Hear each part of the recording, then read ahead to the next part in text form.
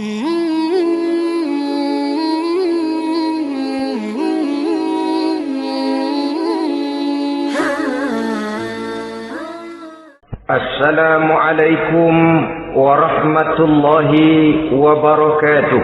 Waalaikumsalam warahmatullahi wabarakatuh. Bismillahirrahmanirrahim. Alhamdulillahi rabbil alamin. Wa bihi nasta'inu ala umuri dunya waddin. والصلاة والسلام على أشرف الأنبياء والمرسلين سيدنا ومولانا محمد وعلى آله وأصحابه المجاهدين الطاهرين أما بعد. Saudara-saudara kaum muslimin rahimakumullah. Di dalam surah Al-Ankabut ayat 2, Allah subhanahu wa ta'ala memberikan peringatan. Ahasiban nasu ayyutraku ayyakulu amanna wa hum la yuftanun. Adakah manusia menyangka bahwa mereka akan dibiarkan saja mengucapkan amanna, dibiarkan saja mengatakan kami beriman kepada Allah, wa hum la yuftanun, padahal mereka belum diuji lebih dahulu. Ini berarti apabila seseorang sudah berani mengatakan amanna, kami beriman kepada Allah, maka hendaklah ia bersiap-siap untuk menghadapi ujian. Setelah ujian datang, barulah akan nampak nyata kadar dan kualitas keimanan yang dimiliki oleh seseorang. Timbul pertanyaan, mengapa orang yang beriman yang justru diuji oleh Allah Subhanahu wa ta'ala? Logikanya tentu ringan saja, bahwa yang mengikuti ulangan di sekolah tentu adalah anak-anak sekolah. Kalau tidak sekolah, tentu saja tidak perlu ikut ulangan. Makin tinggi kelasnya, makin berat soal ulangan yang diberikan kepadanya. Demikianlah dalam kehidupan beragama. Justru yang beriman, yang mendapat ujian dari Allah Subhanahu wa ta'ala, semakin tinggi nilai kualitas keimanannya, akan semakin berat ujian dan cobaan yang diberikan kepadanya. Nabi kita Muhammad sallallahu alaihi wasallam pernah pula memperingatkan. Beliau bersabda, "Inna ashaddal bala'i al-anbiya, thumma al-awliya, thumma al-ulama, thumma al-amsal fal-amsal, ubtuliyan nasu ala hasabi dini." Sesungguhnya ujian yang paling berat adalah yang telah diberikan Allah kepada para nabi-nabi. Di bawah itu adalah para aulia, kemudian para ulama, bertahap ke bawah dan ke bawah, diuji setiap orang menurut keteguhan dan kekuatannya berpegang kepada agamanya. Jadi semakin teguh kita berpegang kepada ajaran agama, semakin dekat kita dengan aturan-aturan agama, semakin berat ujian dan cobaan yang datang menimpa kehidupan ini. Maka persoalan inilah yang akan kita bicarakan pada pertemuan kali ini, tentang cobaan-cobaan yang datang menimpa kehidupan kita. Pokok persoalannya adalah surah Al-Baqarah ayat 155. Allah Subhanahu wa ta'ala menjelaskan jenis-jenis ujian yang diberikan kepada kita orang-orang yang beriman. Dalam Al-Baqarah 155 itu Allah Subhanahu wa ta'ala menjelaskan, وَلَنَبْلُوَنَّكُمْ بِشَيْءٍ مِّنَ الْخَوْفِ وَالْجُوعِ وَنَقْصٍ مِّنَ الْأَمْوَالِ وَالْأَنفُسِ وَالثَّمَرَاتِ وَبَشِّرِ الصَّابِرِينَ الذين إذا أصابتهم مصيبة قالوا إنا لله وإنا إليه راجعون وَلَنَبْلُوَنَّكُمْ بِشَيْءٍ مِّنَ الْخَوْفِ, dan tentu dan pasti, kata Allah, kami akan menguji kamu sekalian. Kami akan mencoba kamu sekalian dengan sebagian kecil dari rasa takut. Wal ju', rasa lapar. Wa naqsim minal amwal wal anfusi was samarat, kekurangan harta, jiwa dan buah-buahan. Ada 5 macam jenis ujian yang dijelaskan di dalam Al-Baqarah 155 ini. Yang pertama, walanabluwannakum bisyai'im minal khawf. Kami uji, kami coba kamu dengan sebagian kecil daripada rasa takut. Setiap manusia terlahir dengan membawa 2 sifat. Yang kontroversil, akan disebut apa seseorang bergantung kepada sifat mana yang lebih menonjol di dalam dirinya. Tiap orang punya rasa berani, tiap orang punya rasa takut. Kalau beraninya lebih besar daripada takutnya, ia dinamakan pemberani. Tapi kalau takutnya yang lebih besar daripada beraninya, ia dinamakan penakut. Tapi yang jelas, 2 sifat kontroversial ini memang ada dalam diri manusia. Akan diuji kamu sekalian dengan sebagian kecil daripada rasa takut. Takut yang kadang-kadang tidak beralasan. Yang kaya takut jatuh miskin, yang punya jabatan takut kehilangan kedudukan dan pengaruhnya, dan pada akhirnya yang hidup pun menjadi takut mati. Sesuatu yang sungguh tidak beralasan dan menimbulkan kegelisahan di dalam kehidupan. Mari kita lihat dampak yang ditimbulkan oleh rasa takut ini. Ada orang kaya yang takut jatuh miskin. Akibat rasa takutnya ini, pertama, ia menumpuk-numpuk harta sebisa-bisanya dengan menghalalkan segala macam cara. Tidak peduli halal haram, tidak ngerti hak batil, tidak tahu hak dan pantas dan ma'ruf munkar atau tercela. Yang penting ia bisa menumpuk-numpuk harta, menimbun-nimbunnya, tidak hanya cukup untuk dirinya sendiri. Kalau perlu anaknya sudah dipersiapkan untuk jadi orang kaya, cucunya disiapkan jadi orang kaya, anak cucunya, cucu-cucunya, seluruhnya. Dia takut jatuh miskin. Kemudian akibat dari rasa takut ini, ia pun terjebak ke dalam penyakit bakhil bin pelit alias kikir. Tidak sedikit pun tergerak hatinya untuk memberikan bantuan dan pertolongan kepada mereka yang memang memerlukannya. Termasuklah ia ke dalam apa yang diingatkan Allah, allazi jama'a malan wa addadahu yahsabu anna malahu akhlada. Orang-orang yang menumpuk-numpuk harta kemudian menghitung-hitungnya. Dia menyangka bahwa hartanya akan dapat mengekalkan kehidupannya di dunia ini. Dia menyangka hartanya akan dapat mengekalkan kebahagiaannya di dalam kehidupan ini. Maka kerjanya hanya menumpuk dan menumpuk, dan dia sangat takut untuk jatuh miskin. Saudara-saudara kaum muslimin rahimakumullah. Lalu yang kebetulan punya jabatan takut kehilangan kedudukan dan pengaruhnya. Maka ia akan melakukan segala cara dan jalan untuk menjaga keamanan dan ketenangan dari jabatan yang sedang didudukinya. Hilang kesadaran bahwa jabatan adalah amanah. Hilang pengertian bahwa kedudukan adalah alat untuk berbuat baik dan mengabdi kepada sesamanya. Yang ada pikirannya hanyalah bagaimana menjaga kedudukan dan pengaruhnya agar tetap ada dalam dirinya. Segala cara pun dilakukan dan kadang-kadang ia kehilangan kontrolnya. Kemudian pada akhirnya manusia pun dilanda oleh perasaan takut mati. Sungguh sangat tidak beralasan sama sekali.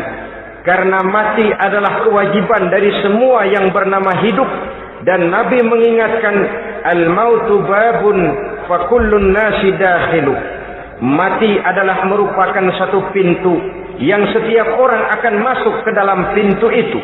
Bahkan mati sesungguhnya bisa merupakan nasihat di dalam kehidupan kita.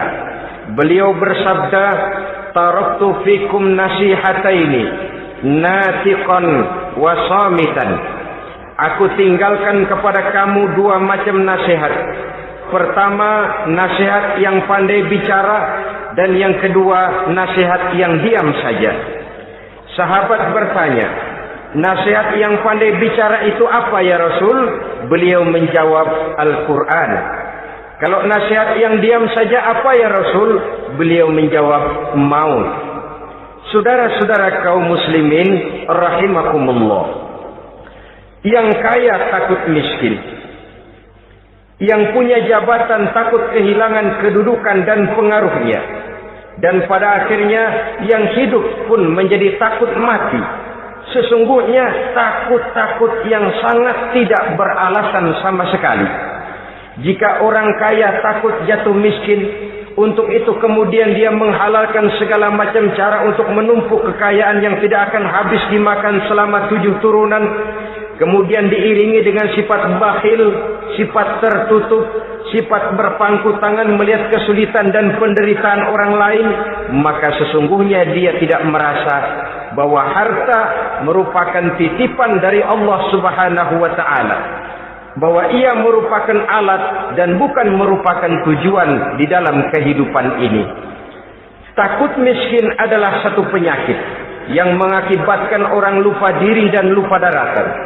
Takut kehilangan kedudukan dan pengaruh juga adalah penyakit yang menyebabkan orang menghalalkan segala macam cara untuk menjaga kedudukan dan jabatannya. Dan takut mati juga sebenarnya sesuatu yang tidak beralasan, sebab siapa yang berani hidup harus berani pula menghadapi mati. Yang takut mati tidak usah hidup saja, karena mati adalah kewajiban bagi semua orang-orang yang hidup. Oleh karenanya, rasa takut yang tidak beralasan sesungguhnya merupakan ujian untuk menguji nilai-nilai keimanan yang ada di dalam diri kita. Orang kaya diuji dengan hartanya, pejabat diuji dengan kedudukan dan pengaruhnya, manusia hidup diuji dengan akan datangnya mati yang menjemput kehidupannya. Menghadapi ujian-ujian semacam ini, maka marilah kita menyadari, yang kaya tidak perlu takut miskin. Dari Allah harta itu datang, kepada Allah harta itu akan kembali. Yang punya kedudukan dan pengaruh tidak usah takut kehilangan kedudukan dan pengaruhnya, karena jabatan sesungguhnya merupakan amanah dari Allah Subhanahu wa taala yang harus digunakan dan dianggap sebagai kesempatan untuk berbuat kebajikan sebanyak-banyaknya. Saudara-saudara kaum muslimin rahimakumullah, ini bagian pertama dari ujian-ujian yang ada dalam Al-Baqarah 155. Walanabluwannakum bisyai'im minal khauf. Kami akan uji, kami akan coba kamu dengan sebagian kecil daripada rasa takut. Takut yang kadang-kadang saya katakan sekali lagi sangat tidak beralasan. Akibatnya bisa menimbulkan gejala-gejala yang aneh di dalam kehidupan kita. Saudara-saudara, yang kedua, walju, akan kami uji kamu dengan rasa lapar. Kelaparan belum tentu identik dengan kemiskinan. Bahkan di dalam surah An-Nahl ayat 112, Allah Subhanahu wa taala memberikan contoh yang sangat nyata dan jelas. وَضَرَبَ اللَّهُ مَثَلًا قَرْيَةً كَانَتْ آمِنَةً مُطْمَئِنَّةً يَأْتِيهَا رِزْقُهَا رَغَدًا مِنْ كُلِّ مَكَانٍ فَكَفَرَتْ بِأَنْعُمِ اللَّهِ فَأَذَاقَهَا اللَّهُ لِبَاسَ الْجُوعِ وَالْخَوْفِ بِمَا كَانُوا يَصْنَعُونَ. Allah memberikan contoh bagaimana keadaan satu negeri yang makmur, aman, tenang, tentram. Rezekinya datang dari segala arah. Fakafarat bi an'umillah, tapi sayang sekali penduduknya kufur dengan nikmat yang diberikan Allah Subhanahu wa taala kepada mereka. Akibatnya fa'azaqahallahu libasal ju'i wal khauf. Allah timpakan kepada mereka kelaparan dan ketakutan bima kanu yasnaun, sebagai akibat dari apa yang telah mereka lakukan. Marilah kita melihat contoh dalam Al-Quran ini untuk mengadakan introspeksi di dalam diri dan kehidupan kita masing-masing. Adalah satu keberuntungan bahwa kita sebagai manusia dijadikan Allah sebagai khalifahnya di permukaan bumi ini, yang ditugaskan untuk membudidayakan alam, mengelola dan mengambil manfaatnya bagi sebesar-besar manfaat di dalam kehidupan kita. Dijadikannya bumi untuk tempat tinggal kita sebagai hamparan di mana segala fasilitas dan kebutuhan hidup kita tersedia. Tinggal lagi kita pandai-pandai mengelolanya. Apalagi buat kita Muslim yang tinggal di persada Nusantara tercinta Indonesia ini. Satu negara yang orang katakan untayan jamrut katulistiwa, yang hijau ranau subur makmur, melahirkan slogan dengan kata gemah rifah loh jenawi toto tentrem kerto raharjo. Negara yang demikian subur, negara yang demikian indah, negara yang demikian hijau ranau ini, apabila kita terkena fakafarat bi an umillah, kufur kepada nikmat yang diberikan oleh Allah kepada kita, dia tidak akan mendatangkan ketenangan, dia tidak akan mendatangkan kesejahteraan, bahkan akan sangat boleh jadi akan menimbulkan kekacauan, ketidaktenangan dan kelaparan di tengah negara yang subur makmur. Inilah yang sangat menyedihkan. Kenapa ini bisa terjadi? Fakafarat bi an umillah, orang kufur terhadap nikmat yang diberikan Allah Subhanahu wa taala. Diberikan negara yang subur, makmur, indah, hijau ranau, tapi dikelola dengan cara yang brutal dan membabi buta. Menguras sumber daya alam melampaui sebagaimana yang seharusnya, sehingga memperkosa keadaan alam itu sendiri. Hutan dan belukar yang ditebangi secara liar dan sembarangan akan melahirkan gurun-gurun pasir yang gersang dan tandus, sehingga dengan demikian maka akan mengakibatkan malapetaka bagi kehidupan manusia itu sendiri. Begitu juga percobaan-percobaan ilmu pengetahuan yang mengundang dan mengandung reaktor-reaktor nuklir akan memberikan luka kepada alam itu sendiri, yang mengakibatkan akan kembali kerugian kepada makhluk bernama manusia. Saudara-saudara kaum muslimin rahimakumullah. Jadi dengan demikian, di dalam satu negara yang subur, hijau, ranau dan makmur, bisa saja terjadi kelaparan apabila kita ingkar, tidak mau bersyukur terhadap nikmat yang diberikan Allah kepada kita. Kita kelola alam ini seenak perut kita saja dengan tidak memikirkan akibatnya di kelak kemudian hari nanti. Kita ambil satu contoh. Orang-orang tua kita dulu pada umur 60 tahun, 70 tahun, kalau dia menanam kelapa, orang lalu bertanya, kakek nanam kelapa untuk siapa nanti? Apa jawabannya? Untuk anak cucu saya. Umur 60 tahun atau umur 70 tahun, ia masih menanam pohon kelapa. Untuk apa katanya? Untuk anak cucu saya di belakang kemudian hari nanti. Orang yang bisa menanamkan sesuatu untuk generasi yang akan datang, itulah orang tua yang bijaksana. Tapi orang yang menanam sesuatu hanya untuk kepentingan dirinya sendiri saja, maka itulah orang yang hanya mementingkan diri sendiri atau orang egois. Tapi lebih celaka lagi, orang yang mau melakukan sesuatu yang akan meninggalkan akibat bagi generasi yang akan datang, akibat yang tidak baik, itulah orang yang aniaya, orang yang zalim di dalam kehidupan kita. Bumi, tempat di mana kita manusia tinggal, bukan satu wujud yang tanpa batas. Pernahkah kita membayangkan cuma satu bumi untuk dihuni oleh 5 miliar lebih dari makhluk bernama manusia, yang kadang-kadang pertumbuhan sarana untuk menunjang kehidupan tidak sepesat pertumbuhan jumlah makhluk bernama manusia itu sendiri.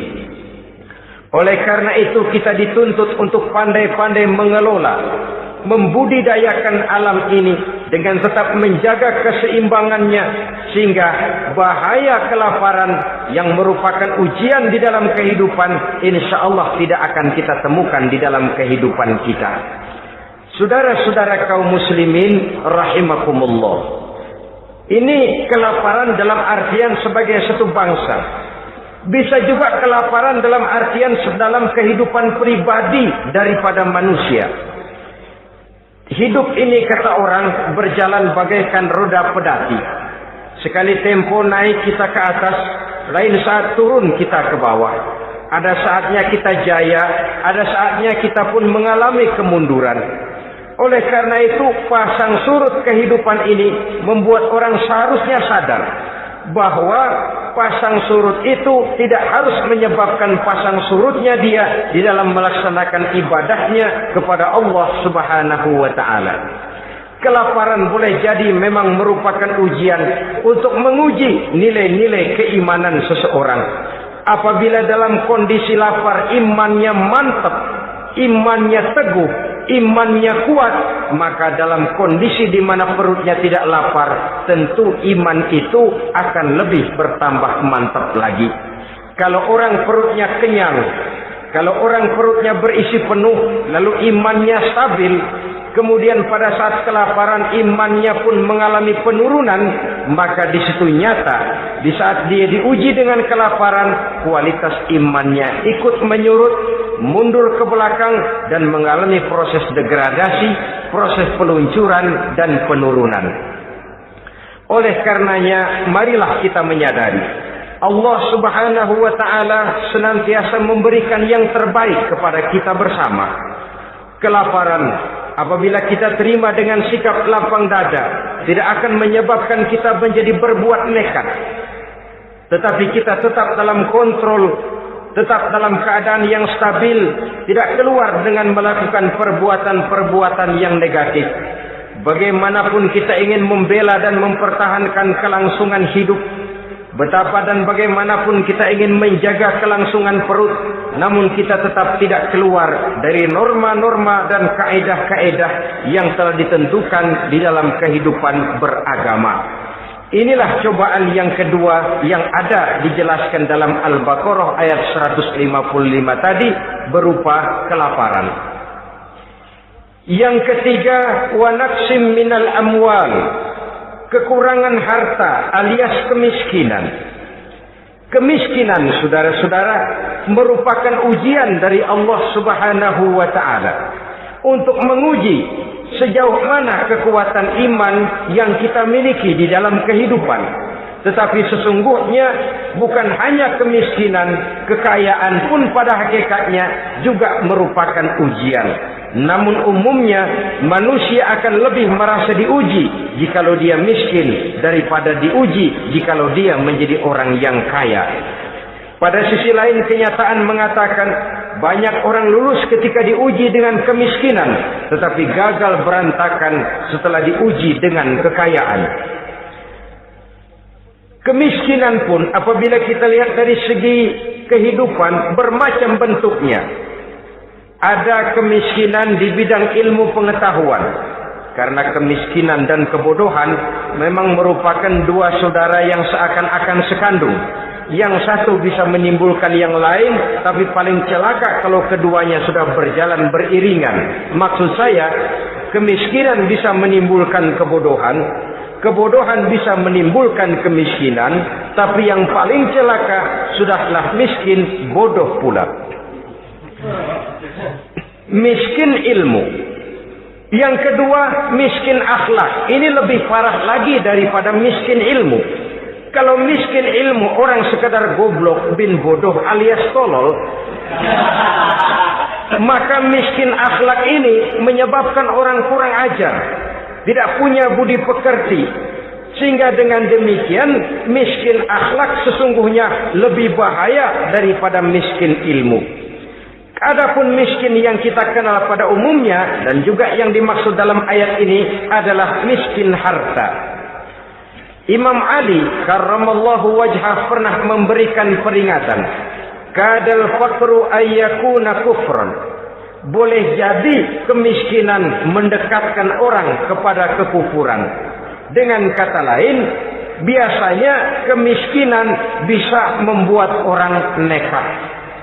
Kalau sudah nekat, maka bukan cuma harga diri yang terjual, Bukan cuma keluarga yang terjual, bukan cuma nilai-nilai materi yang dimilikinya yang terjual, bahkan iman dan keyakinannya, akidah dan pandangan hidupnya pun tidak akan segan-segan digadaikannya, dijualnya untuk mengatasi kelaparan dan kemiskinan itu tadi.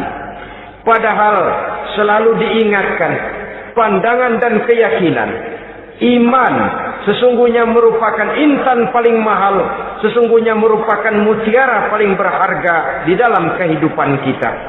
Maka kemiskinan memang merupakan ujian. Banyak orang yang kebal berhadapan dengan segala macam cobaan, tapi pada saat diuji dengan kemiskinan, ia tidak tahan diri, ia tidak sanggup menjaga dan mempertahankan akidahnya, maka akidah yang cuma satu-satunya pun ikut terjual juga adanya. Saudara-saudara kaum muslimin rahimakumullah, mari kita menelusuri bahwa sesungguhnya Nabi menyatakan, ajaban li amril muslim, inna amrahu kullahu lahu khair. Aneh kata Nabi, aku heran kata Nabi, urusan orang Islam ini sesungguhnya semuanya baik. Baik bagaimana? Kalau dia kaya, dia bersyukur, dan itu baik. Kalau dia miskin, dia bersabar, itu juga baik. Jadi kaya bagi orang Islam baik, miskin bagi orang Islam juga baik. Kalau dia kaya, dia kan bisa berkata, alhamdulillah saya kaya, mudah-mudahan harta ini bisa menunjang ibadah saya kepada Allah Subhanahu wa taala. Baik. Kalau dia miskin, dia juga berkata, alhamdulillah saya miskin, mudah-mudahan di akhirat nanti pemeriksaannya tidak lama-lama seperti orang kaya.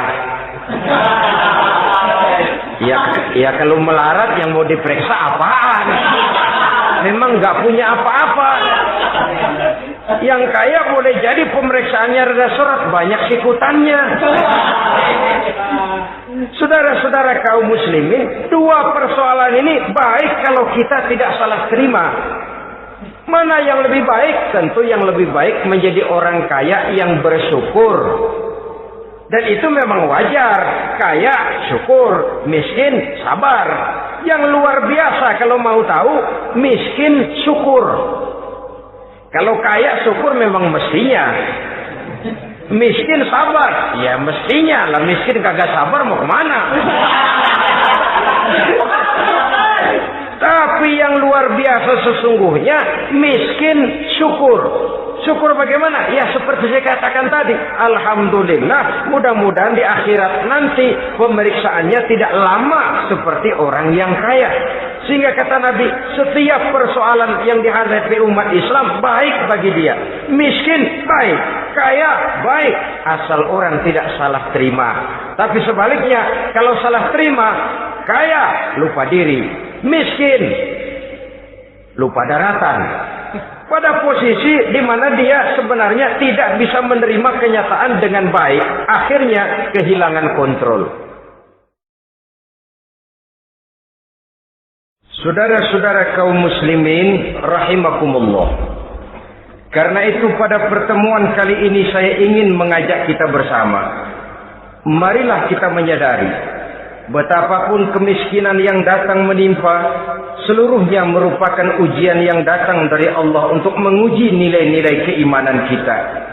Jangan iman itu berubah, jangan akidah itu bergoyah, jangan keyakinan dan pandangan hidup itu tertukar dengan keyakinan dan pandangan hidup lainnya.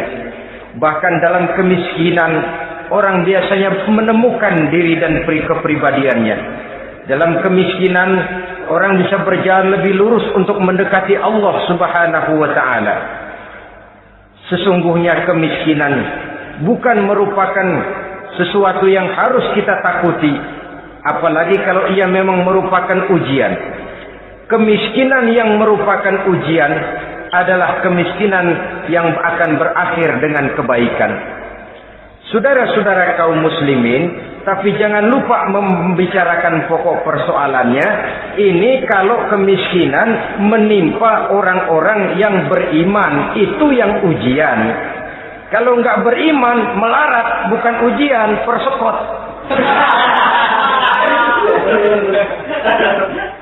Nah, orang lalu bertanya, Pak, kalau orang kafir kaya bagaimana? Nah, begini saudara-saudara, dalam agama itu ada yang disebut nikmat, ada yang disebut istidraj. Kalau nikmat itu hanya diberikan kepada hamba-hamba yang beriman. Kalau istidraj itu diberikan kepada siapa saja yang mau berusaha. Tidak soal dia beriman atau tidak. Tidak soal dia mau bersujud atau tidak. Asal dia berusaha, dia dapat. Itu yang dinamakan istidraj. Seperti orang mancing ikan, mesti diberikan umpan. Setelah umpan itu dimakan, tidak langsung ditarik, tapi diulur dulu. Sampai kira-kira mata kail itu nyangkut di leher si ikan, baru diangkat ikan itu ke atas. Dan sampai di atas kita bisa maklum nasib ikan tadi. Bisa digetok, bisa dibacok, bisa digoreng, bisa dipepes. Tapi yang jelas nasibnya merana.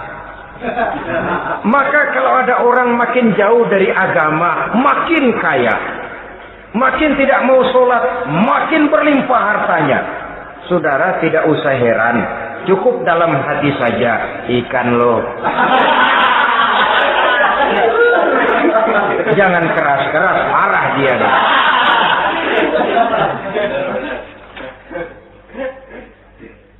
Kemiskinan apabila didasari dengan sikap keimanan merupakan ujian untuk menguji kualitas keimanan seseorang.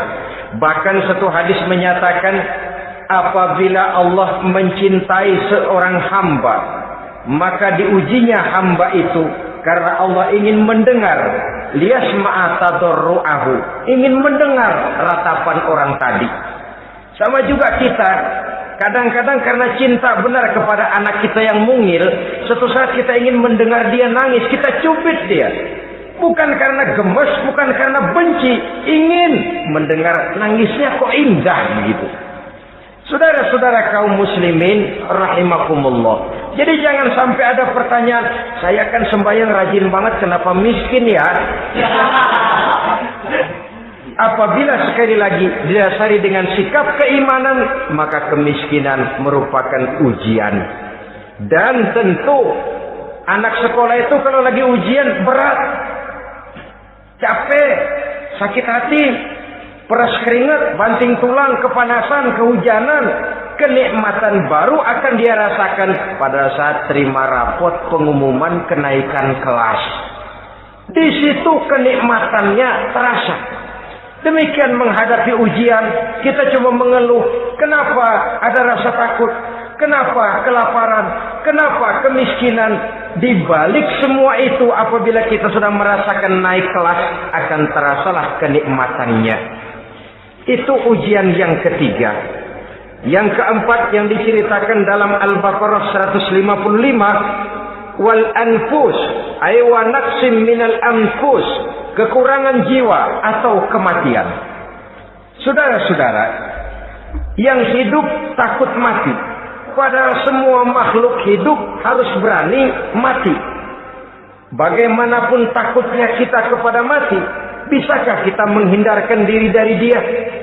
Bagaimanapun kita tidak ingin bertemu malaikat maut, kemana kita akan lari bila dia datang mengetuk pintu?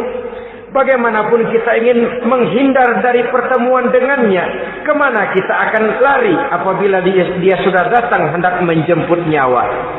Karena itu memang ada satu prinsip yang dijelaskan oleh para ulama kita, iskariman au mut syahidan. Mati dan hidup dua hal yang tidak terpisahkan. Oleh karenanya, kalau memang hidup, hiduplah secara mulia. Kalau mati, matilah secara syahid. Hidup mulia atau mati syahid. Jangan terbalik. Hidup sia-sia, mati konyol. Nilai yang tidak ada artinya.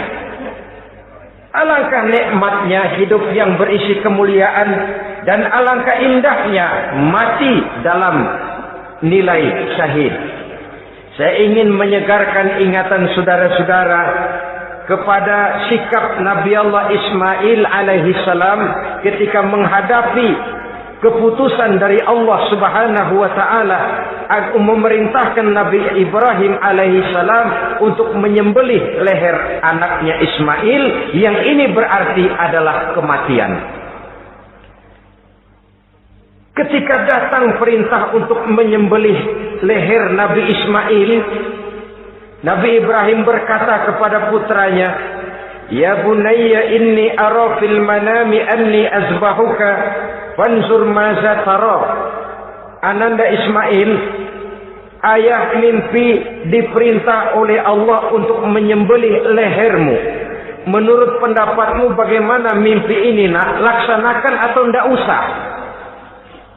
Saya tidak sanggup membayangkan. Anak cuma satu-satunya. Sudah lama diharapkan. Si buah hati, belahan jantung, pelanjut cerita, penerus sejarah. Ketika anak ini sedang lucu-lucunya, turun perintah untuk menyembelihnya. Ya, kalau anak kita banyak, turun perintah potong leher anakmu, mungkin kita bisa pilih yang mana yang rada bandelan nih.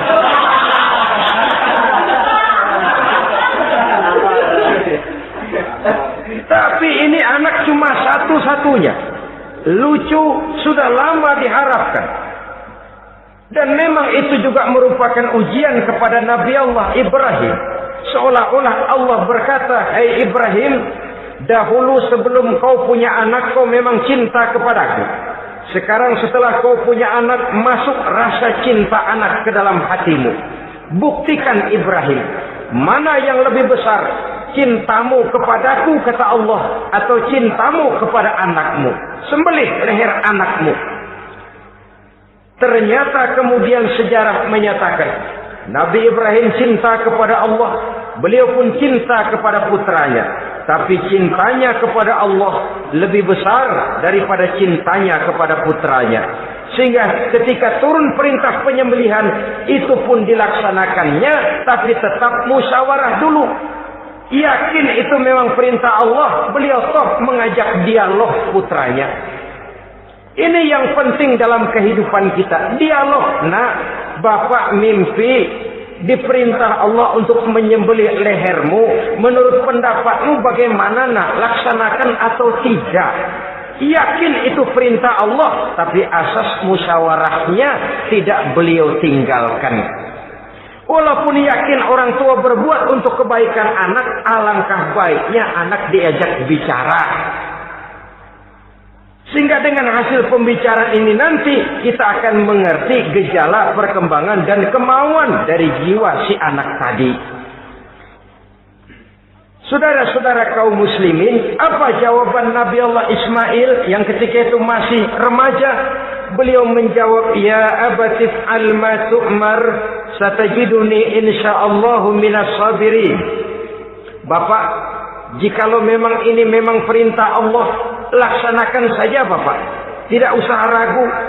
Mudah-mudahan nanti Bapak akan menemukan saya termasuk ke dalam golongan orang-orang yang sabar.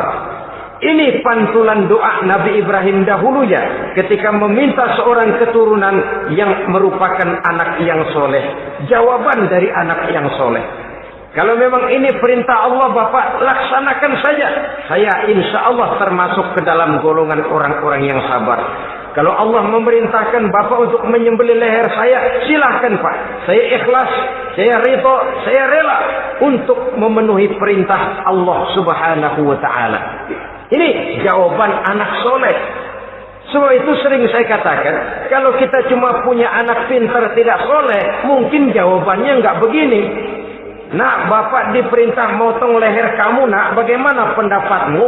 Mungkin dia jawab, Bapak aja yang Tuhan, Pak.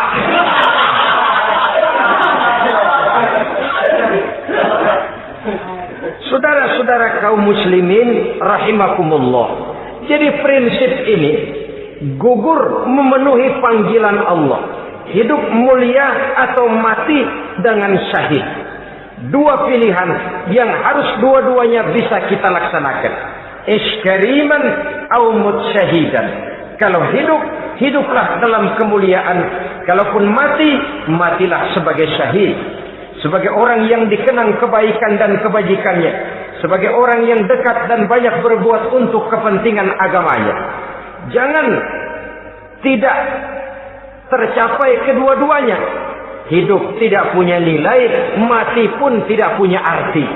Sia-sia semuanya. Kita masih hidup, orang anggap enggak ada. Dalam istilah tauhid disebut wujuduhu ka'adamihi. Adanya sama dengan tidak adanya. Dia sih ada apa enggak ada sama, gitu-gitu juga. Alangkah ruginya kalau ada kita dianggap sama dengan tidak ada. Apalagi kalau kita sudah tidak ada, ya tidak ada beneran. Iskariman au mut syahidan. Hiduplah mulia atau matilah sebagai syahid. Saudara-saudara kaum muslimin rahimakumullah. Mati sesungguhnya juga merupakan ujian. Untuk menguji sejauh mana persiapan yang sudah kita lakukan di dalam kehidupan ini untuk menyambut. Dan tidak cuma sekedar untuk menyambut, tapi juga untuk mengarungi kehidupan sesudah kematian itu sendiri. Sebab kematian bukan akhir dari segalanya. Kematian cuma satu pintu di mana kita akan masuk dan akan berjalan kembali menelusuri fase-fase kehidupan yang telah ditentukan oleh Allah Subhanahu wa taala. Saudara-saudara kaum muslimin rahimakumullah. Pembicaraan tentang kematian ini pun bisa kita evaluasi. Ada yang takut mati usahanya, ada yang takut mati karirnya, ada yang takut mati rezekinya, ada yang takut mati batinnya, ada yang takut mati jasmaninya, dan lain sebagainya. Seluruh ketakutan kepada kematian itu memang merupakan hal yang wajar. Ada yang takut mati usahanya, ada yang takut mati karirnya, ada yang takut mati rezekinya. Tapi kalau ketakutan itu lalu melahirkan perbuatan-perbuatan negatif yang menimbulkan penyimpangan, itu sudah di luar dari yang seharusnya. Kematian merupakan ujian. Menghadapi segala macam ujian termasuk kematian ini akan kita bicarakan pada bagian penutup nanti. Yang kelima, saudara-saudara, ujian yang dijelaskan dalam Al-Baqarah 155 tadi, wa naqsim minas samarat, kekurangan buah-buahan. Kekurangan buah-buahan bisa berarti paceklik. Ini juga bisa diakibatkan oleh apa yang dijelaskan dalam An-Nahl 112 tadi. Orang kufur kepada nikmat yang diberikan Allah Subhanahu wa taala. Orang jauh dari petunjuk-petunjuk agama, merasa segala persoalan bisa dipecahkan dengan kemampuan otaknya, hilang rasa ketergantungannya kepada Allah Subhanahu wa taala. Maka usahanya bisa berakhir dengan yang tidak diharapkan. Sudah bikin target, tahun ini kita bakal panen raya besar. Tahu-tahu tikus ngamuk. Habis padi digarap oleh tikus, panen bisa gagal. Bahkan beberapa tahun yang lalu, kita masih ingat bagaimana ulat-ulat menyerbu pohon-pohon jambu.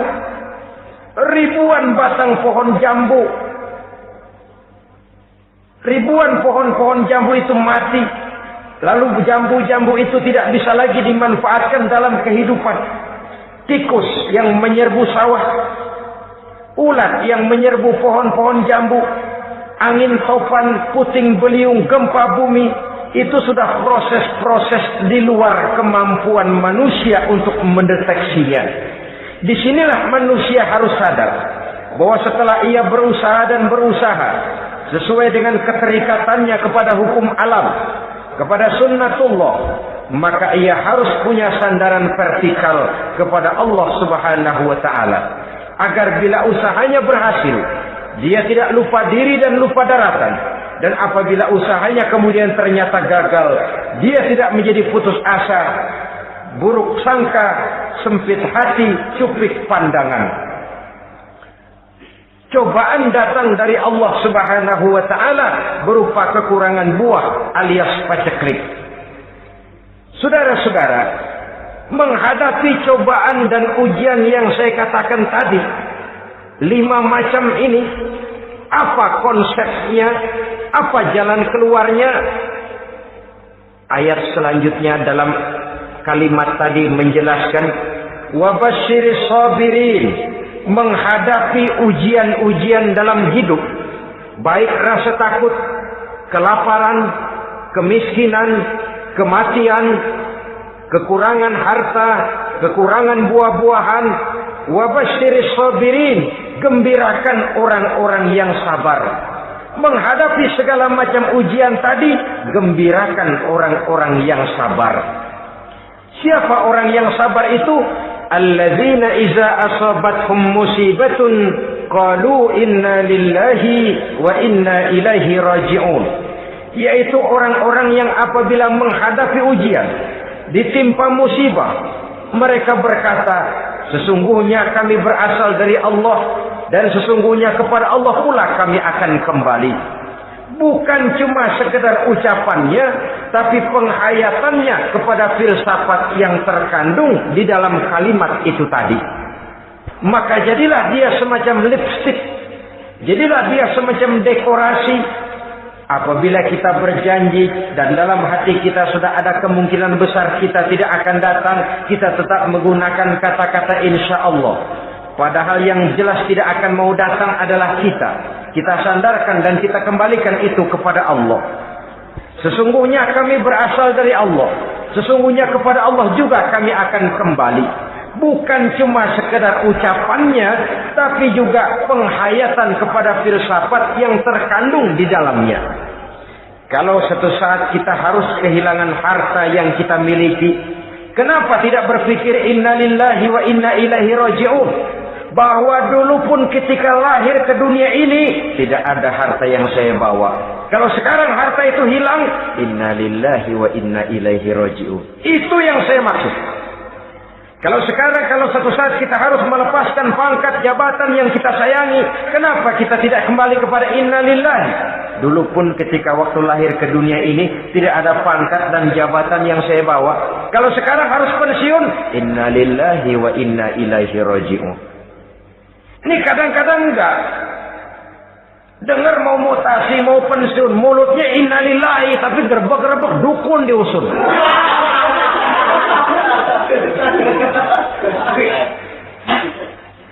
Keluarganya meninggal, mulutnya innalillahi, tapi nangisnya tetap enggak mau berhenti. Bukan cuma sekedar ucapannya, tetapi penghayatan kepada nilai dan filsafat yang terkandung di dalam kalimat innalillahi itu.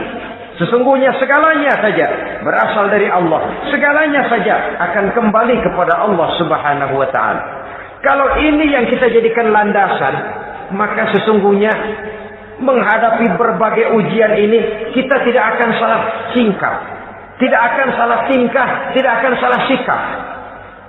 Kalau sudah ini dasar dan fondasi yang menjadi landasan tempat di mana seluruh cobaan datang bertumpu, segalanya datang dari Allah, segalanya akan kembali kepada Allah, maka betapapun bertumpu ujian datang menimpa, rasanya tidak akan lagi membuat kita goyah, karena fondasi tempat kita berdiri sudah demikian kokoh dan kuatnya.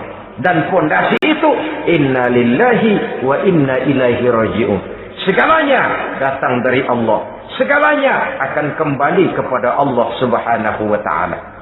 Keyakinan ini memberikan kelapangan jiwa. Dari kelapangan jiwa, maka akan tertuang ketenangan dan ketentraman.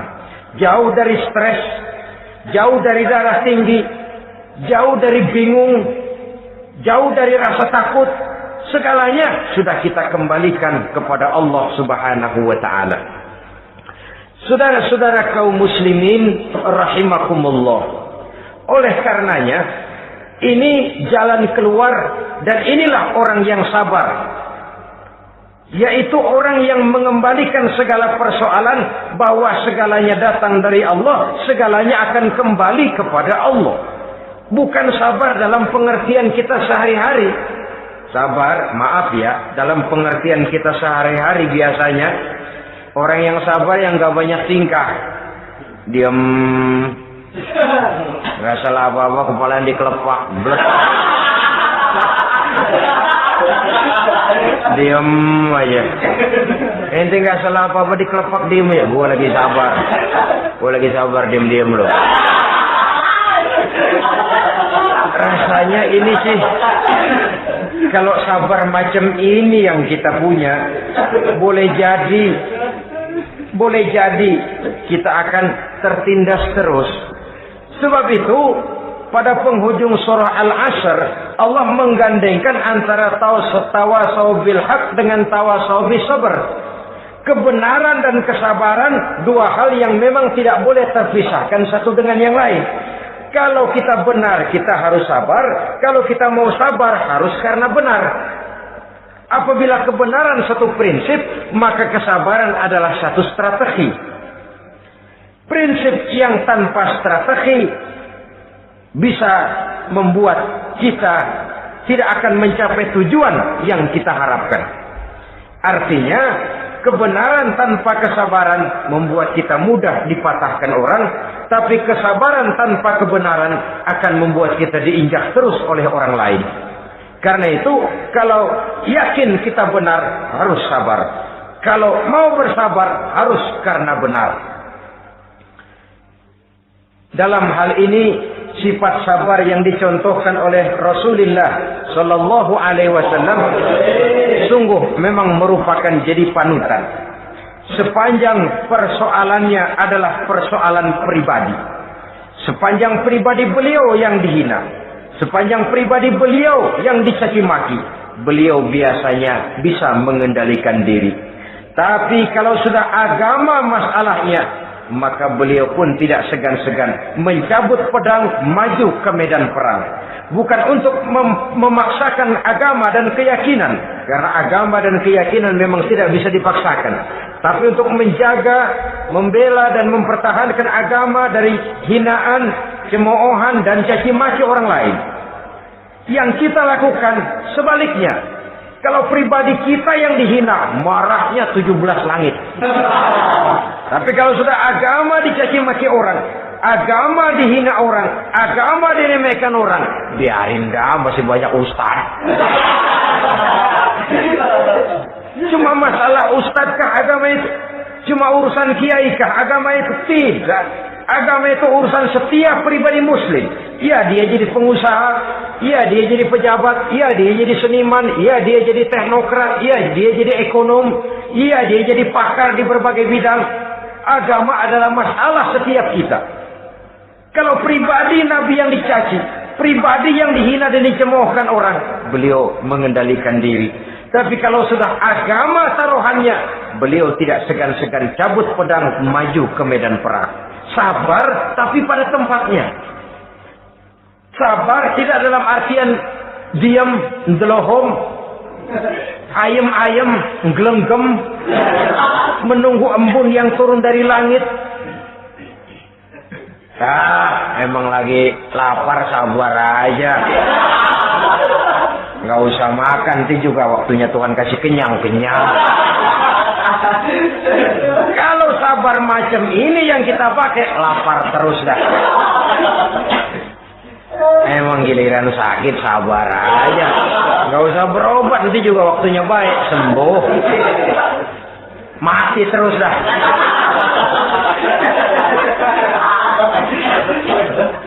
Ya perkara ada orang sakit tidak berobat sembuh, itu hak Allah.